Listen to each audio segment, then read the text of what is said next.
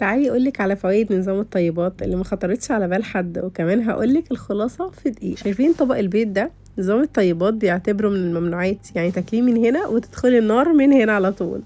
انا كواحده من الناس لما سمعت عن نظام الطيبات كنت المفروض اول واحده تجري وتجربه، لان انا عندي سكر وكسل في الغده الدرقيه وكمان مشاكل في القولون. الناس اللي عندها امراض مزمنه عامه بتتعلق بقشايه، واي حد يقول لها ده كويس بتجري وراه عشان تجربه وترتاح. بس انا طالعه اقول لكم ان انا مش مع النظام ده، بس انا كمان مش ضده.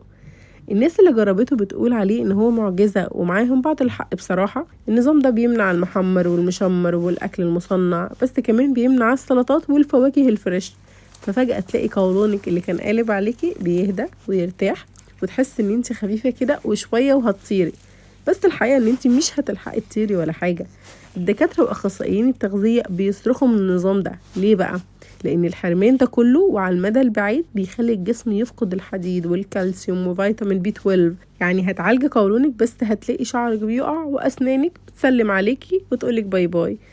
ده غير ان مين ده اللي يقدر اصلا يعيش من غير فراخ ولا بيض؟ وليه؟ هي بصراحة اكبر استفادة استفدناها من نظام الطيبات ان لما الناس منعت الدواجن والبيض اسعارها قلت وبقت في متناول الجميع، يعني فايدة اقتصادية ما كانتش على البال. قولولي بقى بعد الكلام ده، انتوا لسه مع نظام الطيبات ولا غيرتوا رأيكم؟ ايه الخلاصة؟ ان النظام ده ينفع مرحلة مؤقتة تريحي فيها قولونك لو زعلان مني، لكن ما ينفعش كأسلوب حياة.